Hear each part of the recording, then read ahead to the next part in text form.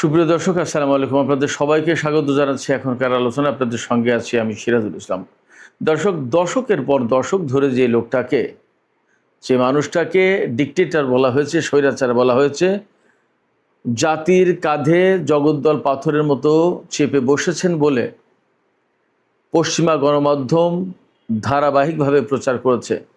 সেই মানুষটি শাহাদাতের পর জানা যায় এই যে জনসমুদ্র উপচে পড়া ভিড়, এখন তার হত্যাকারী মার্কিন প্রেসিডেন্ট ডোনাল্ড ট্রাম্প এবং ইসরায়েলের প্রধানমন্ত্রী বেনিয়ামিন নেতানিয়াহু, সাথে পশ্চিমা গণমাধ্যম কি বলবে এখন?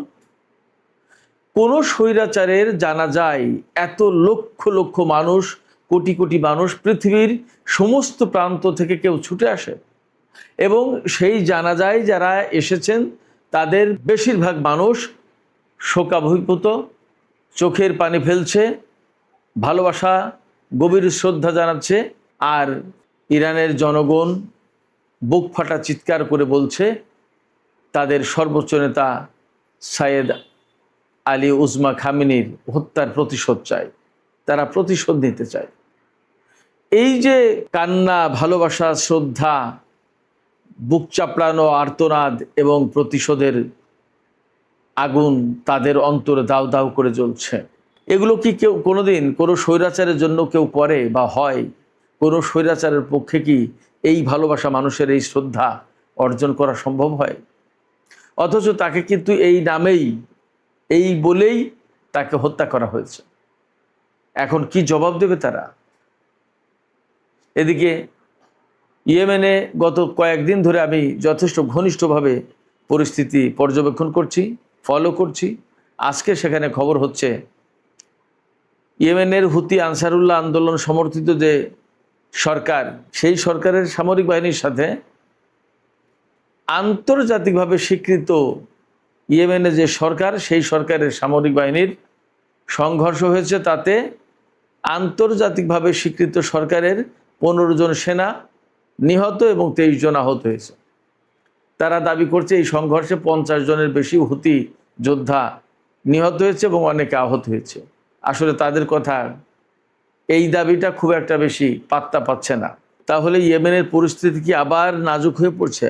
আবার মারামারি, সংঘর্ষ, যুদ্ধ, গৃহযুদ্ধ কি ছড়িয়ে পড়বে দেশটিতে? আসলে পরিস্থিতি কোন দিকে যাচ্ছে? সুপ্রিয় দর্শক, এই দুটো বিষয় নিয়ে আমি এখন বিস্তারিত আলোচনা করার চেষ্টা করব। আশা করি আপনারা শেষ পর্যন্ত সঙ্গে থাকবেন। আর ভিডিও ভালো লাগলে নিশ্চয়ই লাইক, কমেন্ট, শেয়ার করবেন এবং চ্যানেলটি সাবস্ক্রাইব করে সাথেই থাকবেন। দর্শক, চলুন বিস্তারিত আলোচনা করি। ইরানের সর্বোচ্চ শহীদ নেতা আয়াতুল্লাহ আলী খামেনির জানাজা অনুষ্ঠিত হলো আজকে।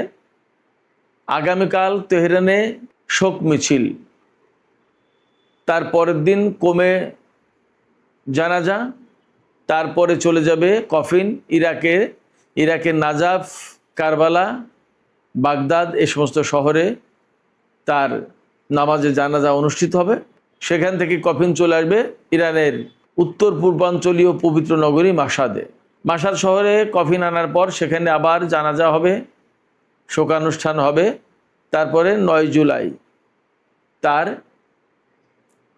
দাফন সম্পন্ন হবে। কিন্তু আমরা এখন যা দেখছি, সর্বোচ্চ নেতার শাহাদাতের পর থেকেই এই পর্যন্ত মানুষ কখনো চুপ থাকলো না। সব সময় তার হত্যার বিচার চেয়ে রাস্তায় দিন রাত যাপন করলো ইরানের হাজার হাজার লাখ লাখ মানুষ। তার হত্যার বিচার চেয়ে এখন শোক মিছিল হচ্ছে, প্রতিবাদ মিছিল হচ্ছে, স্লোগান হচ্ছে। সেই স্লোগানে নেতৃত্ব দিচ্ছেন ইরানের বিপ্লবী নারীরা। দিকে দিকে একই কথা, সর্বোচ্চ নেতার হত্যার বিচার চাই, সর্বোচ্চ নেতার হত্যার প্রতিশোধ চাই। এখানে কান্না নয়, শোক নয়, নেতা হত্যার বিচার চাই। তাদের কথা একটাই। এবং ইরানের সর্বস্তরের মানুষ, ইহুদি, খ্রিস্টান, শিয়া, সুন্নি, জরাথ্রুস্ট, যে পর্যায়ের যে অঙ্গনের মানুষরা থাকুক না কেন, তারা সবাই সর্বোচ্চ নেতার এই শোক মিছিলে সামিল হচ্ছে, শোকের অনুষ্ঠানে সামিল হচ্ছে, তার প্রতি শ্রদ্ধা জানাচ্ছে, সম্মান জানাচ্ছে। একইভাবে সারা দুনিয়ার সমস্ত প্রান্ত থেকে মানুষ ছুটে এসেছে ইরানের বুকে। সর্বোচ্চ নেতার বিদেহী রুহের মাগফিরাত কামনা করছেন তারা, সর্বোচ্চ নেতার প্রতি সম্মান জানাচ্ছেন, সর্বোচ্চ নেতার প্রতি তাদের ভক্তি, ভালোবাসা, শ্রদ্ধা জানাচ্ছেন এবং তারা সবাই শোক প্রকাশ করছেন। অনেকে বলছেন, বিশ্ব নেতাদের অনেকেই বলছেন, সর্বোচ্চ নেতা প্রতিবাদ প্রতিরোধের উজ্জ্বল পথ তিনি আবিষ্কার করে দিয়ে গেছেন, বিশ্ববাসীর নেতা ছিলেন তিনি, বলছেন মানুষ এভাবে। একজন স্বৈরাচারকে কি কেউ এইভাবে এত সম্মান দেখায়, এত শোক করে কারোর জন্য, কোনো স্বৈরাচারের জন্য? এমনকি আমেরিকার কোনো প্রেসিডেন্টের জন্য এরকম কোনো এত মানুষ জড়ো হয়েছে, পৃথিবীর প্রান্ত থেকে ছুটে এসেছে? জর্জ আব্রাহাম লিঙ্কনের জন্য নাকি 2.5 লাখ মানুষ সমবেত হয়েছিল তার শেষকৃত্য অনুষ্ঠানে, সবচেয়ে বেশি নাকি এটা। কোথায় 2.5 লাখ আর কোথায় 2.5 কোটি, 3 কোটি? ইরানের সর্বোচ্চ নেতার প্রতি সম্মান জানাতে মানুষ ছুটে এসেছে। 2.5 লাখ মানুষের শ্রদ্ধা ভালোবাসা নিয়ে শেষকৃত্য অনুষ্ঠান যদি সম্পন্ন হয়, আর সেই মানুষ যদি গণতন্ত্রের প্রতীক হয়, তাহলে 2.5 কোটি মানুষ যে নেতার প্রতি সম্মান, শ্রদ্ধা, ভালোবাসা, ভক্তি জানালো এবং যার হত্যার প্রতিশোধ নেওয়ার জন্য মুহুর্মুহু স্লোগান হচ্ছে, সেই নেতাকে গণতন্ত্রের বা সেই নেতাকে মানুষের নেতা বলবেন, নাকি 2.5 লাখ মানুষের নেতাকে গণতন্ত্রের প্রতীক বলবেন? কে বড় নেতা? সবচেয়ে বড় কথা হচ্ছে যে ইরানের জনগণ দ্বারা নির্বাচিত, জনগণের প্রতিনিধি, জনগণের ইমাম ইরানিরাই নির্বাচন করেছে। ভালো মন্দ সেটা ইরানিরা দেখবে। এটা দেখার দায়িত্ব কি কেউ ডোনাল্ড ট্রাম্পকে বা নেতানিয়াহুকে দিয়েছিল? এখন যে সেই দেশের মানুষ এক বাক্যে সবাই বলা যায় সর্বোচ্চ নেতার প্রতি শ্রদ্ধা জানাচ্ছে, সম্মান জানাচ্ছে এবং তার হত্যার বিচার চাইছে, তার হত্যার প্রতিশোধ চাইছে, এই প্রত্যাশার কি জবাব হবে? সর্বোচ্চ নেতার রক্তের বদলা নেওয়ার জন্য যে সমস্ত মানুষ দাবি জানাচ্ছে, সেই দাবিকে কিভাবে অ্যাড্রেস করবে ডোনাল্ড ট্রাম্প আর নেতানিয়াহু? তাদের কাছে কি জবাব আছে এখন? ইরানিরা ঠিক এইভাবেই ভাবছে। কারবালার ময়দানে ইমাম হোসেনকে নির্মমভাবে শহীদ করার পরে যেমন এজিদের কাছে বা তার সাঙ্গপাঙ্গদের কাছে কোনো জবাব ছিল না, সর্বোচ্চ নেতাকে এইভাবে নির্মমভাবে শহীদ করার পর ডোনাল্ড ট্রাম্প এবং নেতানিয়াহুর কাছেও কোনো জবাব নেই। কারবালার সেই দিনের ঘটনা আর আজকের এই দিনের ঘটনার ভিতরে তেমন কোনো তফাৎ নেই। ইরানিরা এইভাবেই ভাবছে। ইরানিরা এইভাবে ভাবছে যে সর্বোচ্চ নেতা তার জীবন দিয়ে, তার শেষ রক্তবিন্দু দিয়ে সত্য এবং মিথ্যার ভেতর পার্থক্যটা দেখিয়ে দিয়ে গেলেন। খুব বাস্তব কথা হচ্ছে, সর্বোচ্চ নেতা বেঁচে থাকা অবস্থায় ইরানের মানুষ যতটা না ঐক্যবদ্ধ ছিল, তিনি শহীদ হওয়ার পর তার চেয়ে অনেক বেশি ঐক্যবদ্ধ হলো। সেক্ষেত্রে তার শাহাদাত মানুষকে ঐক্যবদ্ধ করেছে। শুধু ইরানের জনগণ কেন, সারা বিশ্বের মানুষ তো যেভাবে ইরানকে চিনল, ইরানের সর্বোচ্চ নেতার প্রতি সম্মান জানালো, ইরানের সর্বোচ্চ নেতাকে চিনল, ভালোবাসলো, তিনি জীবিত থাকা অবস্থায় কিন্তু এতটা ছিল না। এই প্রত্যেকটা ঘটনা ডোনাল্ড ট্রাম্প এবং নেতানিয়াহুর জন্য মেসেজ। তারা নিশ্চয়ই ইরানে এই যে জনসমুদ্র, মানুষের ঢল দেখে তাদের নিশ্চয়ই ঘুম হারাম হয়ে গেছে, তারা ঘুমাতে পারছে না। নিশ্চয়ই তাদের মিনিমাম বিবেক বলে যদি কিছু থাকে, তাহলে তারা বিবেকের কাঠগড়ায় এখন আসামি।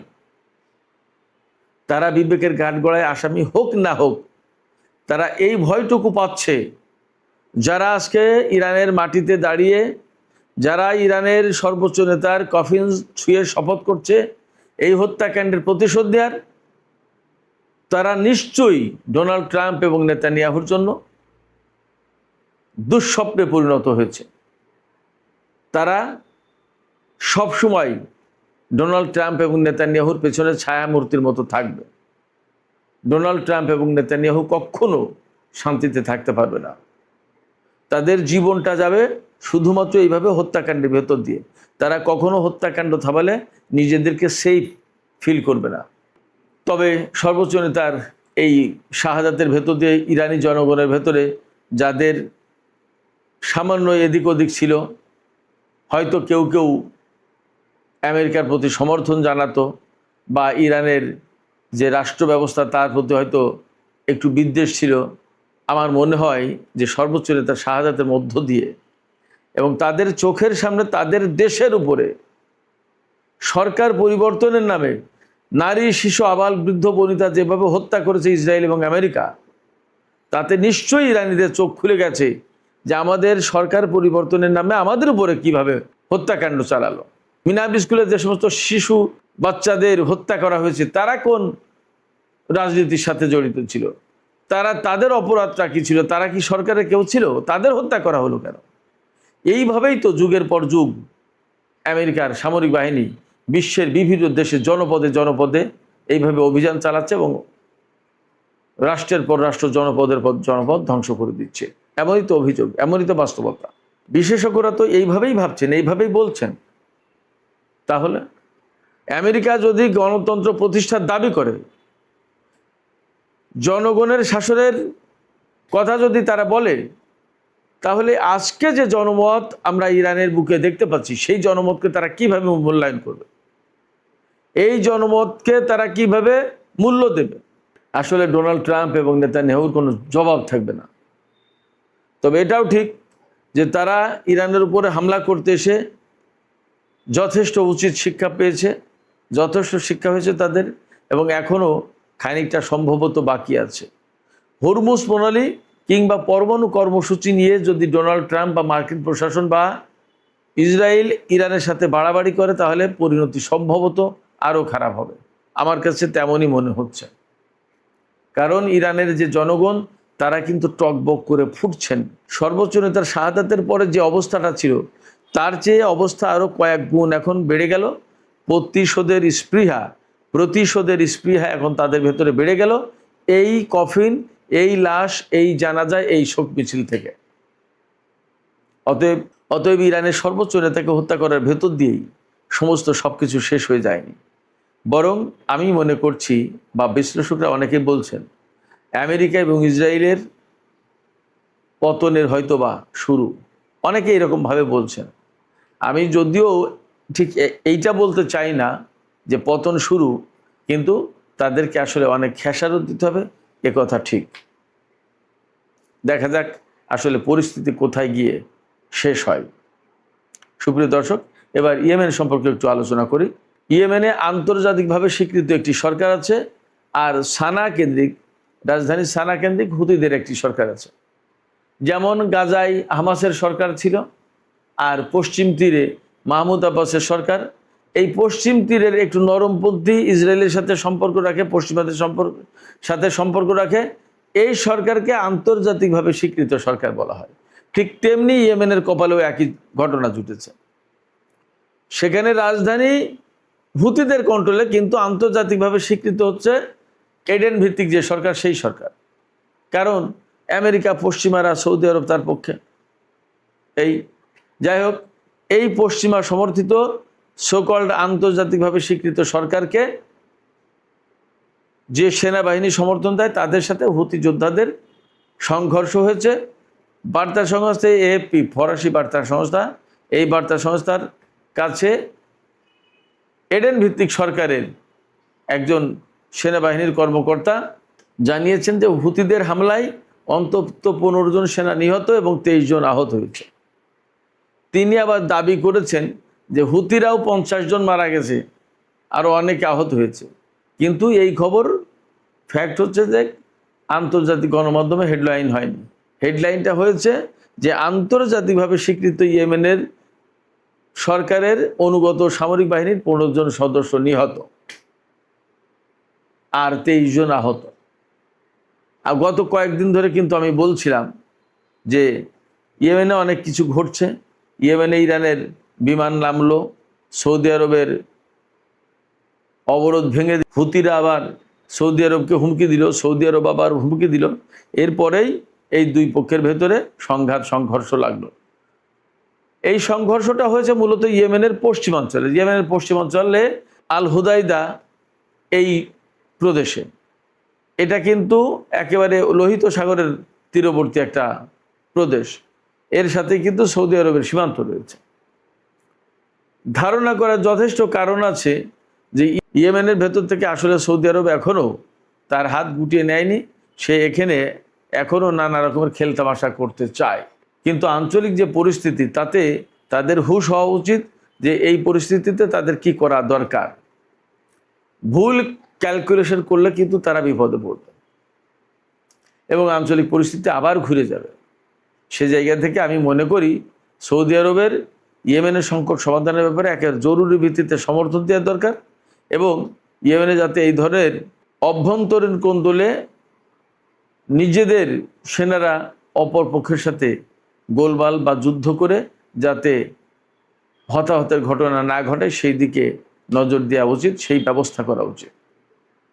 অন্তত এখানে সৌদি আরব যদি একদম চুপ থাকে তাহলেও আমার মনে হয় যে পরিস্থিতি স্বাভাবিক হয়ে যাবে। তো সেক্ষেত্রে আমরা প্রত্যাশা করব আন্তর্জাতিক অঙ্গন এবং সৌদি সরকার সবাই ইয়েমেনের এই সংকট সমাধানের ক্ষেত্রে ইতিবাচকভাবে এগিয়ে আসবেন। সুপ্রিয় দর্শক, এখনকার আলোচনা এখানে শেষ করতে চাইছি।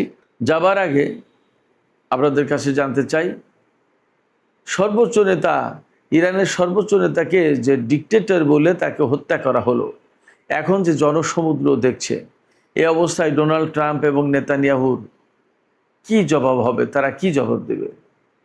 আর এই অবস্থায় ইরানের বিপুল সংখ্যক মানুষ প্রতিশোধের কথা বলছে।